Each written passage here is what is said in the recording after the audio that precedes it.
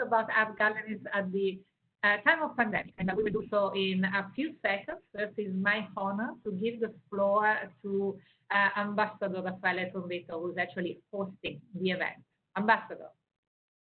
Thank you, Angela. Thank you, everybody, and welcome to this event organized, as Angela said, by us, by the Italian Embassy. This is part of a program we called Italy Restart. It's our way to promoting Italian art, Italian culture, Italian science, also in a different way compared to what we were doing before. Today, we will look at how art gallery are coping, with this new situation, how are they adapting to a new reality. So first of all, let me welcome and thank our panelists, Flavio Del Monte of Massimo De Carlo Gallery, Luigi Mazzoleni of Mazzoleni Gallery, Federica Beretta of Opera Gallery, Benedict Tomlinson of Robilant and Boena, and Ursula Casamonti of Tornabuoni Gallery, and of course, our moderator, Angela Anche Tommaso, is a long-standing friend of the Italian Embassy. Needless to say, the COVID-19 has had a big impact on our life, has profoundly changed, I would say, our life. Now we are trying to move on. We are trying now to move to a new phase, phase two. Italy is gradually reopening. Last Monday, museums and libraries were reopened. Next week, on the 3rd of June, we will ease measures for those traveling to Italy. We will lift the quarantine for travelers from the UK, from the European Union, and from Schengen countries. But the issue is not only when we change, the issue is how we go back to our normal life, and what is actually the new normal. This is basically one of the main aim of this series of events, Italy Restart. Last week we started with an event with museums, directors of museums, of British and Italian museums. Today we will see the issue from a different perspective, that of art gallery. I'm sure that we will find some similarities in the approach, some similarities also in the challenges that they have been facing, but also in sort of the new opportunities that this new situation, this new normal is giving them. But I'll stop there because I think I will leave this assessment to our panelists. I'm really looking forward to listening, to their comments, their analysis. And without further ado, I'll give it all back to you, Angela. Thank you. Thank you so much, Ambassador Trombetta. Thank you. And yes, let's get into the core of the event. Obviously, we are going to discuss how art galleries are dealing with this new normal, as the ambassador rightly said. This is the new normal now. Big revolution, big disruption, but it's becoming absolutely the new normal. So I would like to start, asking our panelists and our, directors of galleries, big names on top of everything as we heard, how you are dealing with this. Can we start with Flavio Del Monte, Massimo De Carlo Gallery? Flavio. Well, good afternoon. I want to first thank the ambassador, Mr. Raffaele Trombetta, and the Italian Embassy in London for organizing this panel. Well, the gallery I'm here to represent very proudly has been sort of dealing with COVID-19 since mid-January, I'd say, because of our global presence. We have a gallery in Hong Kong and we have an office in Beijing. And of course, these two had been hit first by the coronavirus outbreak. In fact, the gallery in Hong Kong, and this serves to tell you a story of what we're doing right now, the gallery in Hong Kong has been already in a bit of a difficult situation because of all the protests that for the more attentive audience, they're probably pointed that most of the demonstrations in Hong Kong were happening in Central, were happening in Pedder Street. Pedder Street is a very important street in Hong Kong where the Pedder Building is, which is a building that hosts most of the galleries, contemporary galleries in Hong Kong, and therefore we started conceiving the idea of a gallery without a physical presence way before the arrival of coronavirus. And in fact, we were able, through technology, to quickly realize a project that was sort of dormant in the gallery. And so April 14th, we've opened our first virtual space, which is a 3D replica of our gallery in Hong Kong that then it's been extended to become a sort of imaginary space that artists can also intervene on and change according to their works of art. And there we've opened a first exhibition with Rob Pruitt and John Armleder. Then we moved on and we opened a second exhibition on May 14, so a couple of weeks ago. Typically, virtual exhibitions would last a couple of weeks.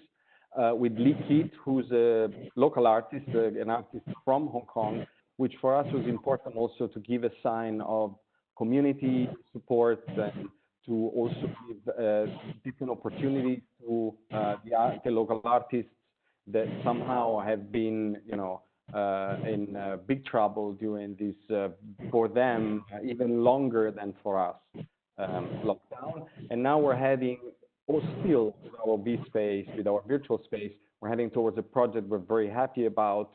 We've invited 5 young galleries to program their independent exhibitions inside our virtual space.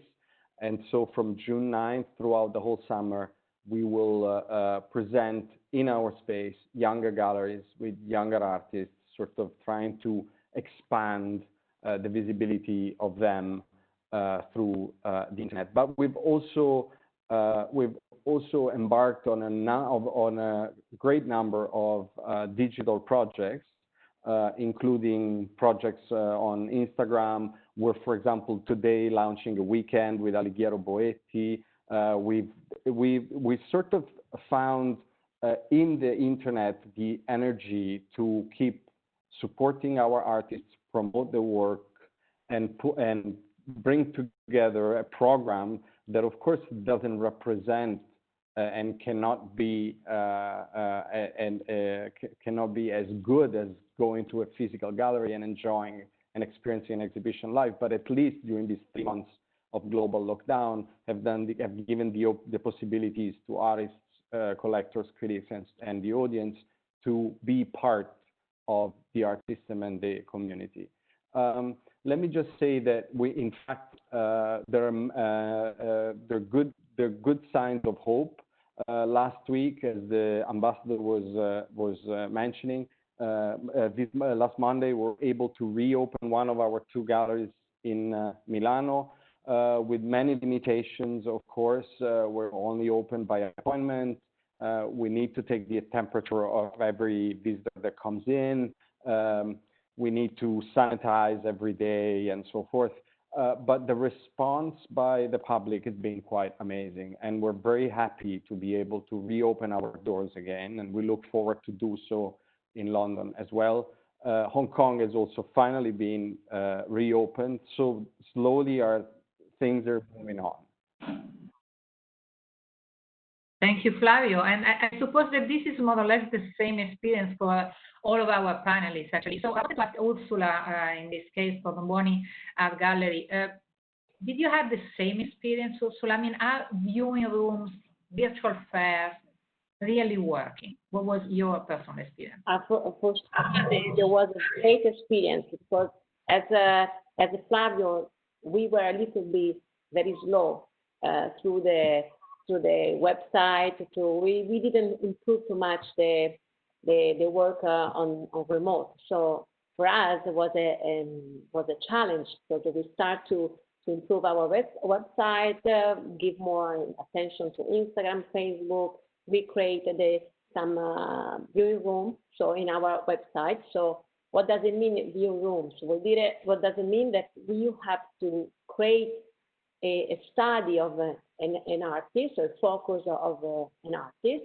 So the public can join us, not into the gallery, but through the virtual tour in our focus. So that's why we create a few studies. For example, we promote the Chirico, so a work of the Chirico. As you know, the Chirico are very famous, the square, the empty squares, Ferrara, the squares of their metaphysic world. And now it's like we are in the same situation. The lockdown, you know, our cities, our streets, our squares are completely empty. So the combination, we can compare the Chirico in this situation, what we are living now. So step by step, we start to create and we combine a few artists in this certain moment that is very hard for all of us. And so the gallery, our gallery improves our website, and if you want, we can share also. And it's nice to understand what probably not everybody knows what is a virtual tour of a show. So if you like, we can share. We can and it's nice. I want to show you what is a virtual tour in a gallery. So we created this nice viewing room. It seems like it's like invite a client in our gallery. Obviously, it's not in the gallery, but is in a tour now in front of, or in our phone, in our computers. But you see, in another way, if you see, you can see is a focus on Alighiero Boetti, and it's not an academic research. It's like promote Alighiero Boetti. In this case, we promote the work Trastesse, that is the work that Boetti realized created during a self-isolation. So we use this theme, and we put some quotes of Alighiero Boetti. We add some articles and some quotes from critics. And here you can see there is like a rendering of a virtual wall. So the visitor can get in. It's nice, if you like, I can get in, start your viewing, and you can see few paintings of this series. And if you swap, you can see few works of Alighiero Boetti. So the visitors, it's a more dynamic and more fun for sure than see a static image. So, and then we can close and scroll down, and we can see a video of Alighiero Boetti. Then we can see some historical photos. And here there is like a gallery of the works that you can see in the show. So it's a nice way of a visitor that it's like come into the gallery. So if a visitor comes to the gallery, we give information. We give information about paintings. We give information about price, and we give information about catalogs of the artists. So here there is a nice way to promote an artist, to promote a show. And here clients can inquire, and they can ask a price, the cost of a painting, and there is a very nice interaction between the gallery, direct interaction between the gallery and the visitor. So not just that, I believe all of us, all our colleagues, I believe they created this type of interaction with the public, because our doors are closed. So the only way that we can promote our work and our program is by online. And honestly, we are working very hard, all of us. It seems easy, but it's not easy, because behind every post, every research, every email, there is a study, there is a big research. Thank you, Ursula. And talking about this, actually, I would like to ask Benedict Tomlinson from Romulus Buena. Benedict, you are also creating films. So not only showing, online virtual galleries and visual exhibitions, but you are actually creating small films and essays. Can you tell us more about that? Yeah, of course. Because I was looking back at it actually today, the last couple of days, thinking about what we've been doing the last few months and seeing the kind of trajectory and the different things that we've tried. Because as Flavio had said, this idea of the pandemic and other situations has been sort of rearing its head for a while. So we've been looking at what we could do with online viewing rooms and that sort of thing. And then we tried different techniques because, you're sort of slightly overwhelmed with the possibilities. I mean, online is great, but that's like the one portal. So you've got this channel in. So you're trying to pick out what's the most exciting. So we, as you mentioned, we've been doing films, but that was in conjunction with, we'd make a weekly newsletter, and that would have one particular topic. So we started off dealing with plague in northern Italy in the 16th century, and sort of working out from there, looking at artists like Morandi in his sort of self-imposed isolation in a sense as well. So sort of not being glib about the topic, but sort of still investigating sort of slight parallels with the situation we're in as well, of being at home or in times of huge crisis. So with these newsletters that we'd send to our mailing lists, they would, and the topic I was going to, the main point being the films that we made. We produced these like 4-minute long films. I can show you a little bit. Hang on. Go to the web browser. Oh, not that one. Wrong one. Got it. Okay. So this is one that we made on Fontana. I will keep the sound off. And this was, so you get an overview. It's found footage. It has a narrative talking about his of his trip to New York, which then inspired this series of paintings. Well, paintings we call them, the works in metal that were very much a complete sort of reaction to his first trip to New York and the overwhelming sense of the skyscrapers, the glass, the light, the sound, everything. Sort of, and it really sort of brought in this the elements to this series of works. And so this short film, 4 minutes long. I'll go back out again now. Back to you. How do I get back?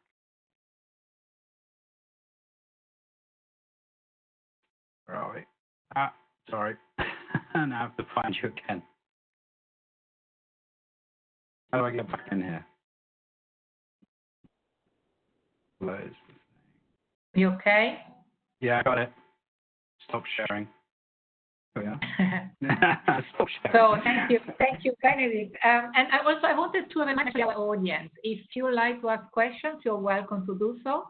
You can ask questions directly to one of our panelists. Please send them, to me, and I will ask the panel. But you can tell me this question is for our specific panel. So if you like to do so, we can start. But in the meanwhile, I would like to speak to also Federica and Luigi, Federica Beretta, Opera Gallery. Federica, you have been quite active on social media as well. So how is technology helping and helping you and your galleries around the world, because you've got several around the world as well, in this new normal, in this very unusual period that we have to face, and we are still going through, obviously? Yeah, sure. Thank you, Ambassador, and thank you, Angela, for having me. Yeah, as you said, our gallery has 13 locations worldwide, and of course, this also changed the way we face the pandemic. As Flavio also said for Massimo De Carlo, we have a presence in Asia as well as in the United States, Europe and Middle East.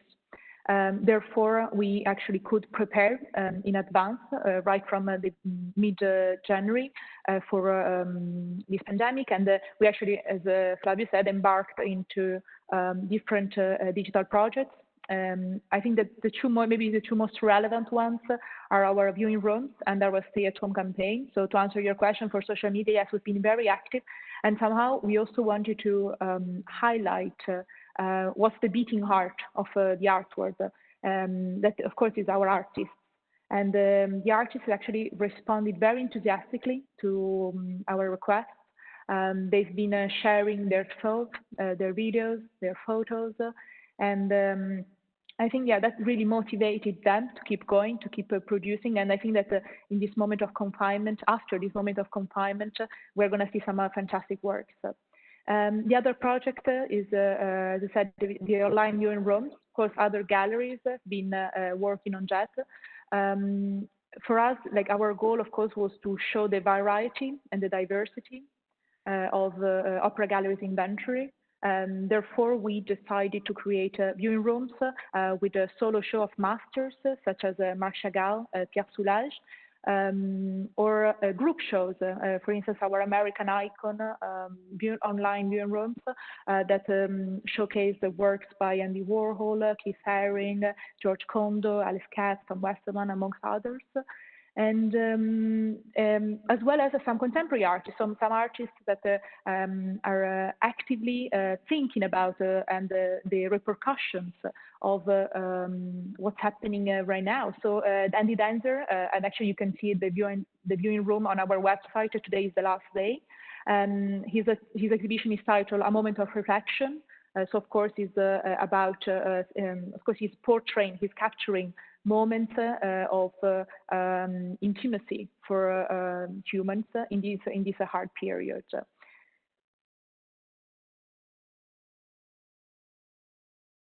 Thank you, Federica. And Luigi, you are gallery in Italy, in London, and obviously, you had to go to these online exhibitions and everything yourself.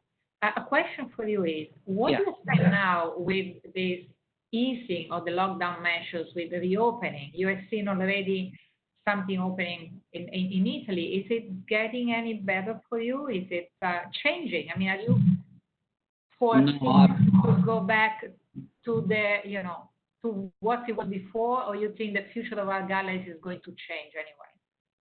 I hope it won't change that much, and of course, the hope for us and for everybody in this situation will be over soon, because I don't believe that the digital in general or the social can transfer the same emotion that you have when you see personally works.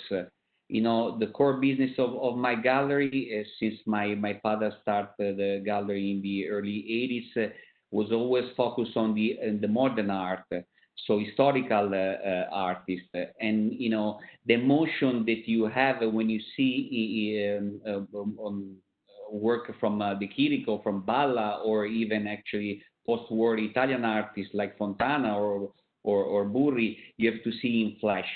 You can transfer the same emotion.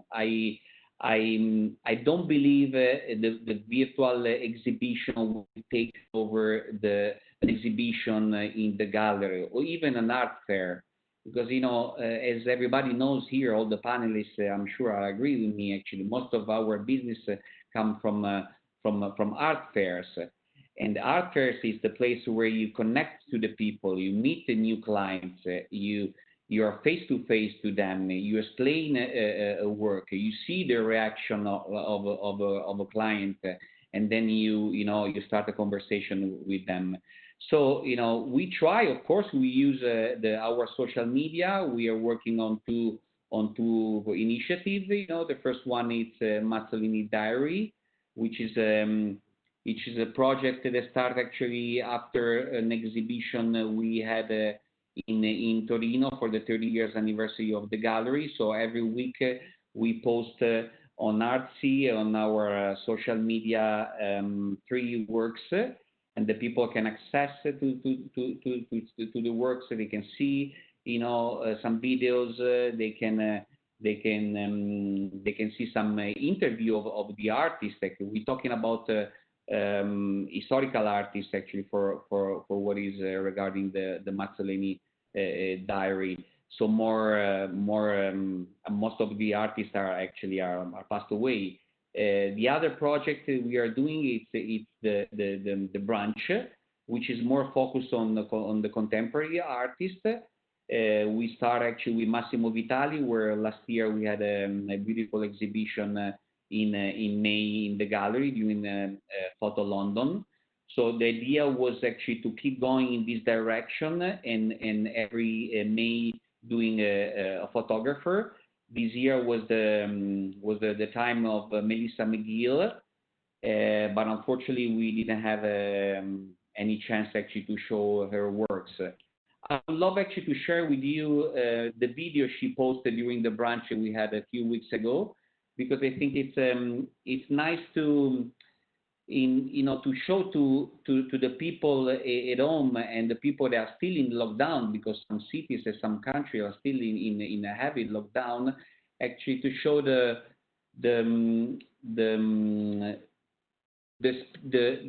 good time that we had when Melissa organized this beautiful performance, which was in Venice during the Biennale. I'm trying actually now to see here if I can connect it to.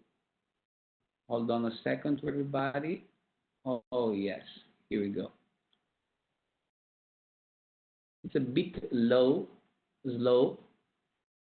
So if you guys see, this is a beautiful project that Melissa did. I think it's nice actually to show now, because you can breathe, you can in a way actually remember the nice experience everybody had at the Biennale of Venice last year.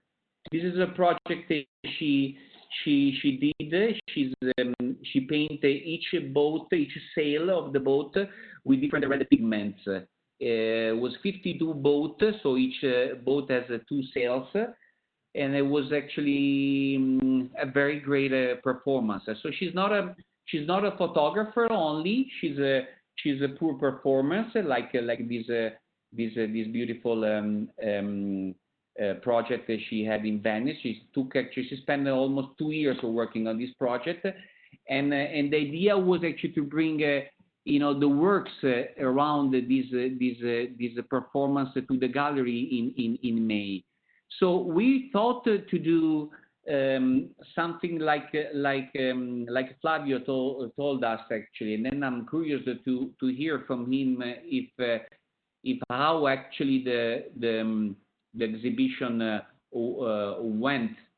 If they sold something. That's very important to know, because one of the idea we had with Melissa to try to organize an exhibition online, but then I think it was much better to wait, because soon this situation will be ending over, and to give the chance to the people, to the collectors, to come in the gallery to see actually her works, because virtually you can transfer actually the same emotion, as I said in the beginning of our conversation. So finger crossed, and I hope actually this situation will be ending over soon. Yeah, thank you, Luigi. Yes, it will be beautiful just to see Venice and to feel, how it is to be back to normal life. We hope we can get there soon. And Federica, yes, I'll let you speak also, because there is a question for you. So I want to also let you know. Is online viewing going to replace physical exhibition space? This is a question that arrived a few minutes ago. So please. Okay. Yeah, sure. Well, I think that also as Luigi just mentioned, paradoxically, the more we see, the more we are overwhelmed with the online content. I think the more we realize that they cannot replace the physical space. They cannot replace the expertise of galleries. They cannot replace the experience of an exhibition in a real in the real world. So I think that of course technology is a very valuable asset. It is a fantastic opportunity that we're given. However, I think that paradoxically this crisis show that it is a great complement to physical space and to galleries. However, it cannot replace them. It really can't. And also, I think that about this question of democratization, I think technology, should be seen as a tool that we have, but we cannot expect, technology to change the art or to change the way we do business. If we want to change the way we do it, of course, it will have to come from society, from us, not from technology. But of course, viewing rooms are, I think, a very valuable asset. And for instance, you can look at them more in a sort of book perspective, like they are telling you a story. And of course, they actually consist of a much deeper content that you can offer to the public. So if you combine the digital experience of grasping a better understanding, a better knowledge of the work, together with then the physical experience, once we will be allowed to do so, I think actually it's going to be very effective. And the democratization, just for the democratization. I think democratization is a little bit of a tricky word. It's a little bit of a perception, because of course, online is more accessible. It is you will reach a wider audience. It is more inclusive. But on the other hand, I think we need to be careful about calling it democratic, in the sense that sometimes it's a bit of a narrative. I think to say that everything now is democratic, in the sense that you can't.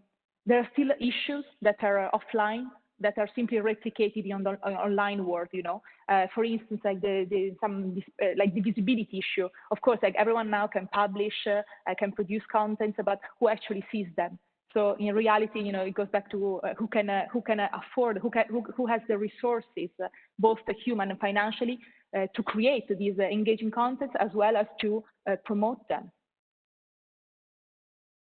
Thank you, Federica. There are other questions arriving. So for creating a deeper user experience, will our galleries invest more in augmented reality in the future? Who would like to answer to this one?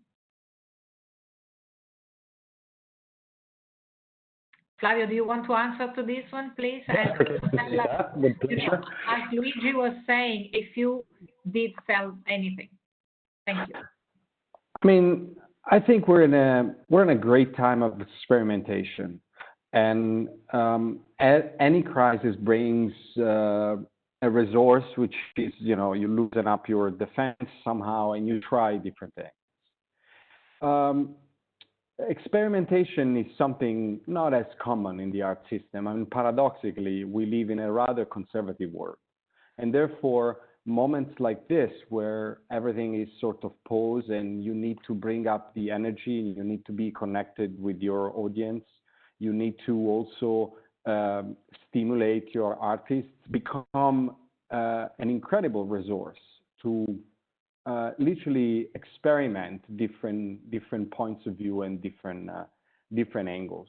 I agree with Federica when she says technology is only a mean. I think we're all using technology to enrich a content and to make this content public, a content that once was in fact only sort of stayed within the relationship between the gallerist and the client, or the gallerist and the critic, or the gallerist and the audience. Together with that, so together with a certain level of openness, I think the art world in this very moment is also facing another huge challenge, which is transparency. Of course, when you're out in a digital art fair, you have a knowledge of prices of everything. And this is something, again, in a rather conservative world, very unusual, that sort of opens up to conversations, reflections, ideas. And why am I mentioning all this before getting to augmented reality? Because I think while we are in a time of experimentation, every single tool, every single angle, every single point of view can contribute to the debate. So for example, we as a gallery, we do not believe that the idea of simply putting a work that you're interested in with your iPhone in your living room, it's enough, because we want to try to give to the audience the experience of the exhibition. And that's why we've chosen virtual reality instead. But again, there's nothing bad about augmented reality if that allows collectors, critics, audience in general to be closer to the gallery. There is an unquestionable need for physicality and for relationships in the art world, and this won't change. What probably will change is that, so that I can get to Luigi's question, although of course I'm not going to answer to that question, but all this wave of digital engagement that the art world has faced and engaged in, and for the first time in its history, might in the short term lead to a rising of the percentage of digital, or let's say online sales, which stands now on a rough like 6-7%. If that number goes up 5 points, 10 points through all of us experimenting, this can only contribute to a better experience of art, and can also only give a contribution to the work of artists, to the support to them for their careers. So again, I think every experiment counts in this very moment, and it's from the smaller to the big, from the smallest to the biggest. It's a chance for all of us to try to imagine a different art system. Flavio, can I ask you a question? What do you think about this? So this approach is really good. I agree with you. Use all the tools that we can to reach the public and knowledge and give information, everything. The issue is that I think it's not easy for all the galleries. Can you imagine a gallery that they have just a few employees? You are speaking about a big team. You have a big team. And as well, we have our team is big, but can you imagine a gallery that they have just five employees? This is hard, because our job that we are doing with our platform online, put content online, it's a big job. You know, we have employees all day to put information into the computer. Can you imagine that galleries, they have just 2 or 3 employees? This is a tough situation for the galleries, for the small galleries. No? Do you agree with me? Yeah, I completely agree with you. It's stereotypically easy to post something online, although it's in fact incredibly difficult, because you need to make a number of choices, a number of research, and so forth. But I want to reply to your question, Ursula, and thank you for giving me that too. Also with a question that I'm reading on the Q&A just randomly that says, will our galleries collaborate more in the future? I think that's also something that is rising up, and it's also an experiment somehow. Although gallery weekends have always happened, during art fairs we would organize events together as a collaborative form. We share artists, but right now, with the lockdown in place, with borders that do not allow us to travel abroad, what is happening is that galleries on local scenes are joining forces to be able to, on one hand, overcome this time, but also maybe to exchange resources, informations, and tools.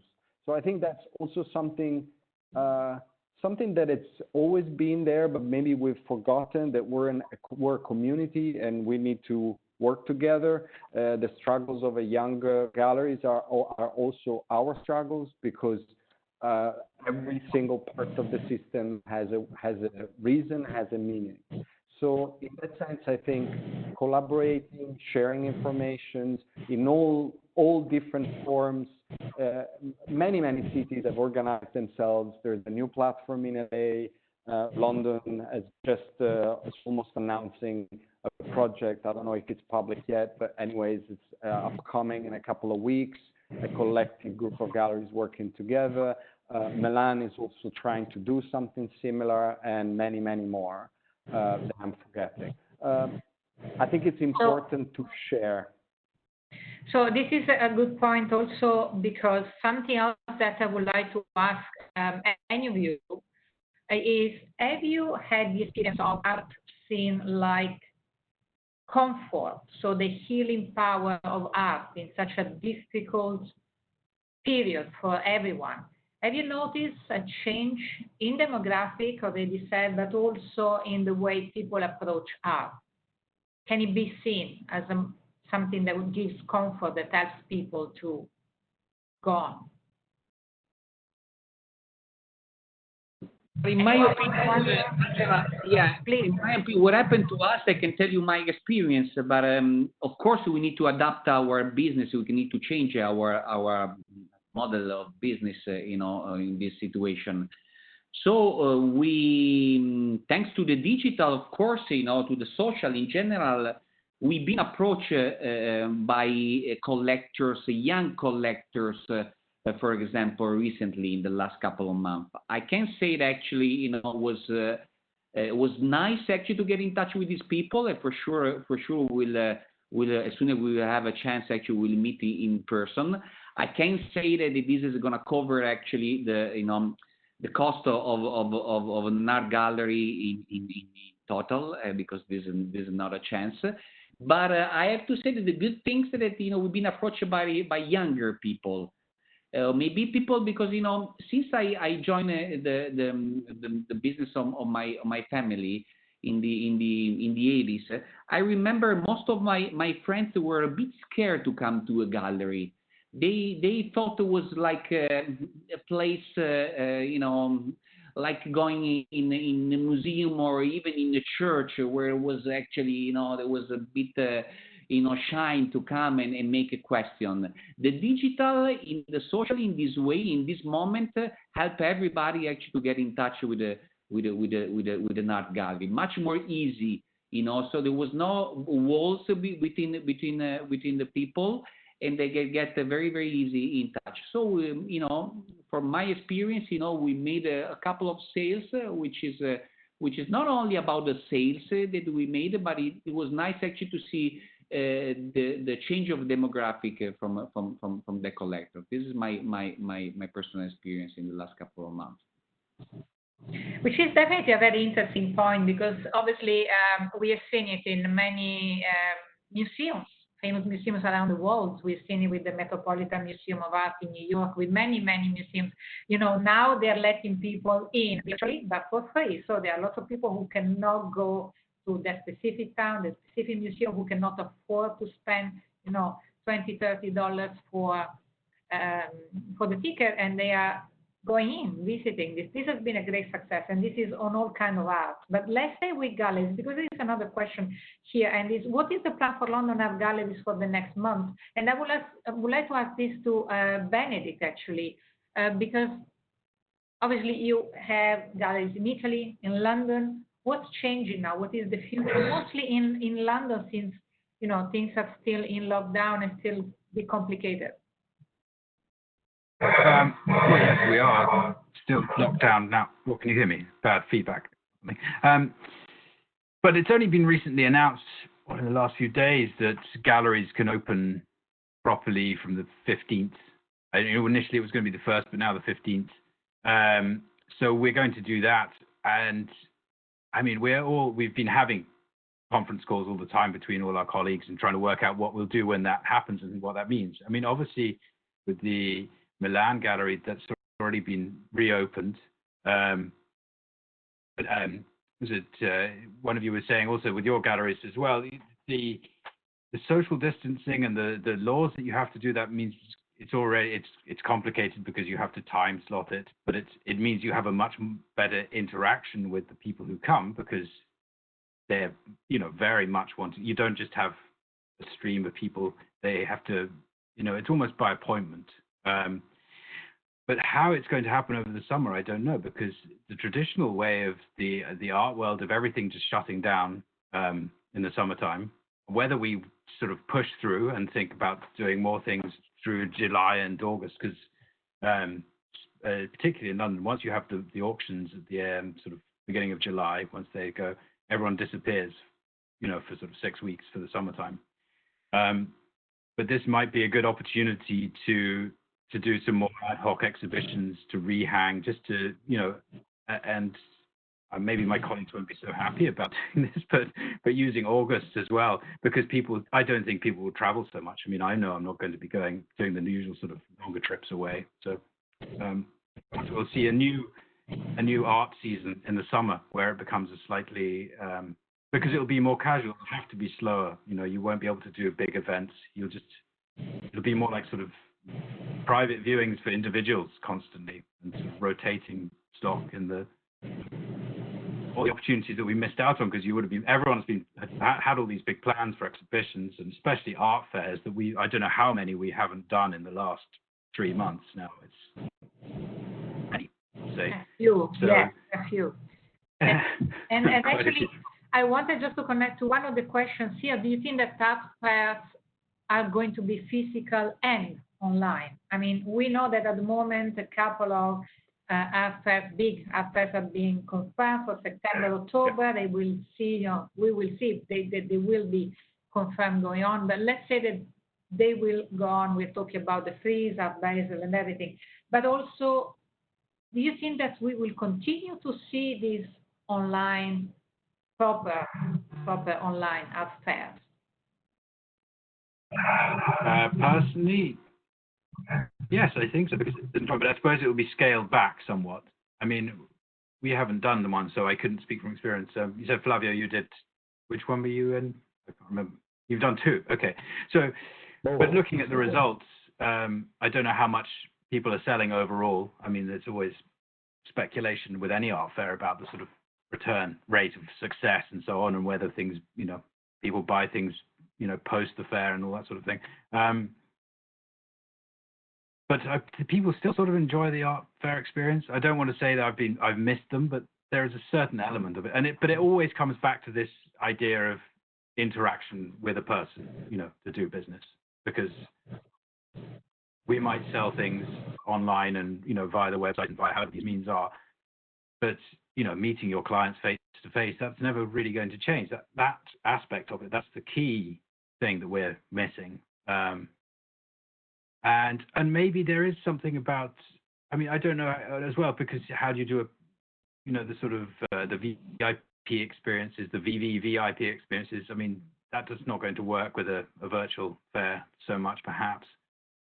But maybe we don't need that. I don't know. I mean, were they that necessary? Did it make such a big difference? It just adds sort of razzmatazz of the whole experience. But then saying that, there's part of me that still does slightly miss it, and so. I guess we will all miss it in a way or the other. Federica, did you want to say something? Yeah, I think Benedict is absolutely right about this, because from one moment to the other, what's happened with this crisis is that this social element, this most glamorous aspect of the art world, has actually been cancelled, paused completely. So I think that's actually an opportunity to rethink whether we want to balance it with the connoisseurship, with more content, with more deeper content, or not. I mean, I think it's a discussion that, of course, is for the future. And just there are a lot of questions coming. We have about 7 minutes, so I would like to answer to all of them. But one point that we have made yet is, how are artists dealing with this situation? This is one of the latest questions arrived. So let's talk about artists. Can anyone just tell me how they are dealing with that? What is your personal experience? Ursula, can I hear from you? Yes, I can hear you. It's a bad situation. As a gallery, we don't work too much with most of our artists are passed away. But the artists, the situation is really hard for everybody. Because honestly, we cannot say a lie. The situation is really bad for all of our field, all the fields. So even the art has compromised for 6 months. Not fair. Museum closed. It's very tough, even for the artists. Can you imagine the artists, the contemporary artists, they want to sell as a monthly or have a contract with the gallery. So everything is stuck. So everything is. There is no a big movement in the art. So we try to do our best. We try to do the tools that we can, but it's a real fact. The situation is slow, very, very slow. We hope that in the Art Basel, that it was postponed in September, and YARC probably in September as well. But obviously, it's a gap of 6 months that's completely stuck. We work just online. we can sell. But can you imagine to sell a painting of over 1 million by online? It's almost impossible. So people, they want to see and touch and breathe in front of the painting. So it's not, it's really, I try to be positive, and I'm positive for my client, for all the public, but obviously I believe we can share this idea that the situation is not easy for all of us. So we try the best, and we hope that the art fair can be open again, because it's a good moment how we can meet people, share idea, and the business can run faster than just in the gallery. The gallery is good because we can do a very big research in the shows, so it's really important. The work that we do in the gallery is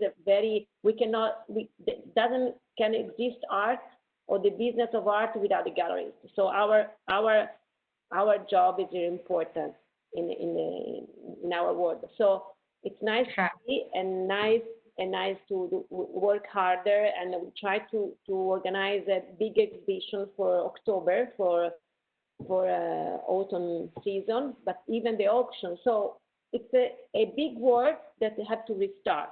We try to do our best, everything online, but obviously we try to do the best, but it's not easy. It's normal to know. I believe all of you are.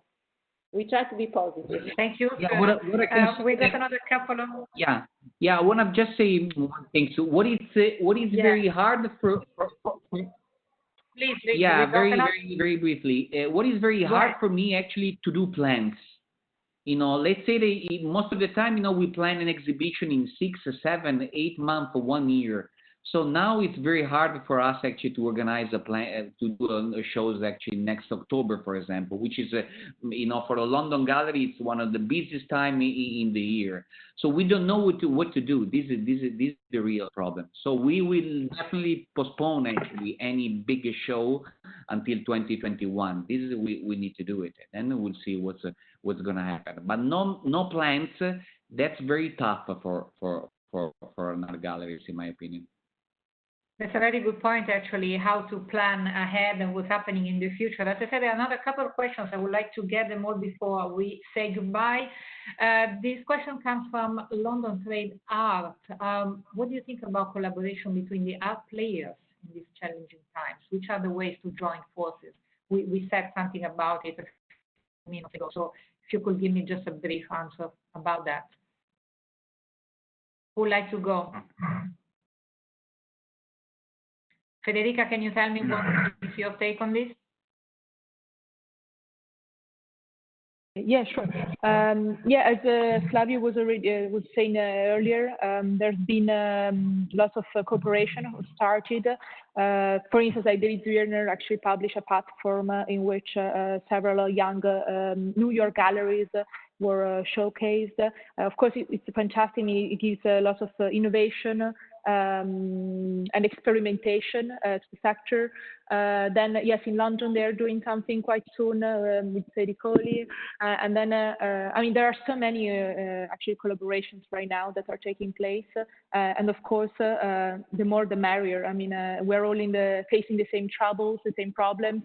But I really think that we should, what we said earlier, but also about the planning. It's fantastic, of course, to plan all the exhibitions, but I think it's also like a moment to literally stop for a moment and think, because so far the art has been such of course, lots of adrenaline, also a bit of drama, and no stop, no days off, no, we were almost never stopping. So I think it's a good moment to start thinking.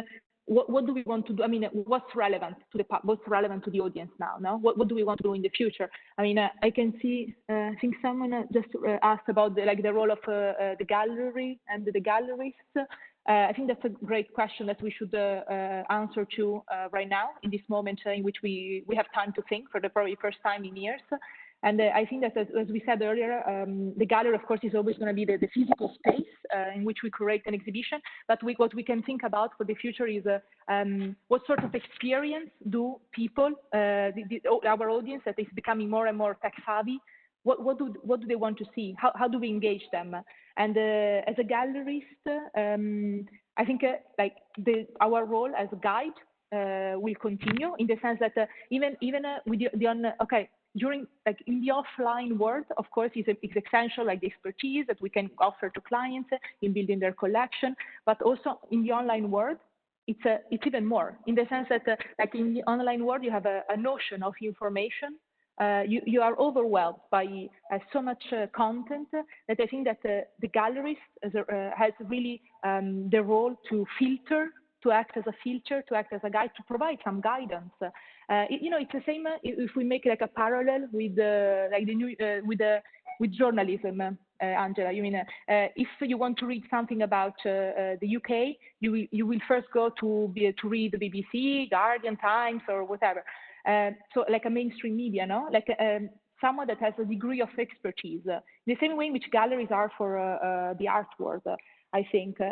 Therefore, I think that, in online, of course, everyone thinks that, like online where the expertise counts less, but I think it's right the opposite. I think for the future, the role of a gallery will be even more the role of someone that guides, someone that filters, someone that edit content, for the future. And like everyone says, okay, that now it's fantastic because online everyone can post what they want, But but who wants to, let's be honest. I mean, who wants to read everything that is online? Time is limited, and attention span is limited. Exactly. Okay. Unfortunately, we don't have much time, but there is one question. There are lots of questions, and I just apologize because we will not be able to, have our panelists answer to you all. Just one last thing, if I can steal one more minute to this, because this is important. We need to remain positive. What should government do to help? This is another question, and this is the last one. Who would like to answer this one? Luigi, Flavio, if you want to say something about that, what should government do? Can they help? Benedict, whoever, Ursula, whoever has not spoken in the last few minutes, you could tell me that. Just quickly. Luigi, maybe we can both reply to this. Governments can do a lot. In history, there has been a crisis similar to this, and governments have financed artists. They've given artists opportunities. They're given the art the chance to be more present in public spaces. I think the question actually can be posed in the same way in different countries because, for example, England has a completely different approach towards public art, for example, than Italy. So on one end, I think governments should support the business. So governments should do what somehow they're all globally doing, so support the business. On the other hand, they should support the arts as much as they can. And then on local scenes, like, for example, Italy, there's a number of issues that are challenged by the outbreak of the virus, but in fact have been there for many decades. Like, for example, the VAT percentage that we need to apply on art, that it's 22% and it's not competitive with other countries. So there's also issues that maybe in this with this wave of experimentation we could push for change, but they have been there for many decades. One of the reasons why, for example, I'm sure you would all agree that one of the reasons why Italian economy has been hit so hard by the virus is because of its fragility beforehand. That also needs to be taken into consideration. The London gallery scene is very solid, has a great reputation globally, has a great number of visitors coming in every day to galleries. The culture of the place sort of takes you to galleries. There's no resistance in accessing galleries. Collectors come and go. They are also sometimes walking in on a Wednesday morning unannounced. This is a kind that, for example, it's not reproduced the same in Milan, where audience is much limited. There's not a culture of going to see shows in galleries. Collectors would only come to the opening and dinner following the event. So these all cultural pockets then access the global world, and that's why somehow art fairs have become so pivotal. It's because they, in fact, somehow bring everyone together on the same agenda. Governments can do quite a lot. They should also mostly rely on the values and opinions of the professionals that work in the field. So they should maybe, as first, listen more. So ask you all the beautiful panelists we have here tonight. Now we really need to say goodbye to this. One very really, just for a second, Luigi, one question. Do you think people are getting closer to art in all of this? Just really very quickly, thank you. I guess yes. It should be much more easy actually now to access. Without traveling, we've been forced to not travel. London actually is going to be, impossible to travel from EU or from another country in the world. So, if we work hard on the social, on the digital, we'll get more people. I'm sure about it. I'm sure. Thank you, Luigi. So I would like to say goodbye and obviously thank you to our panelists, Luigi Mazzoleni Gallery, Federica Beretta, Opera Gallery, Ursula Casamonti, Torno Buoniart, Flavio Del Monte, Massimo De Carlo, Benedict Tomlinson, Roby Lantuena, and obviously now the floor goes back to Ambassador Raffaele Trombetta for the final greetings for the final farewell. Ambassador. Thank you, Angela. I want to thank all the panelists for a very, very interesting, very lively, I have to say, discussion they had. I really enjoyed it. Also, I thought it was interesting that, as I had more or less anticipated, some of the issues that were raised are more or less the same that were raised in the event we had last week with the directors of museums. For instance, this digital, new way is definitely a complement, is definitely a necessity, can also be useful, but it cannot replace the physical experience. I think even more for art galleries, as all of you were pointing out, you need, to see the art, you need the art fairs, where you can actually get to speak to people, explain to people, try to get, your feedback. So all these things is very, very important. Of course, some of you mentioned that by this way, young people, for instance, now can have more access, to the gallery than before. But once again, it's a way to access, but then that access should lead to actually them enjoying the art, enjoying also the idea that one day that piece of art can be there. It's also the quest for more collaboration between art galleries was the same. Again, was raised in the event with the directors of museums. Very interesting. I thought was the mentioning of small galleries that may have to face different problems or even bigger problems than more established galleries. But also something new, at least to me, compared to the other experience, came from this discussion. For instance, the fact that past works of art can now represent what we are experiencing now. So the empty square of Derigo is a beautiful, I think, representation. Beautiful, I mean, from an artistic point of view, of course, not from the reality of what we are going through. And also that, I mean, it's also, and I understand we hope it's temporary, but it's also inspiring you to find a new way of doing your job.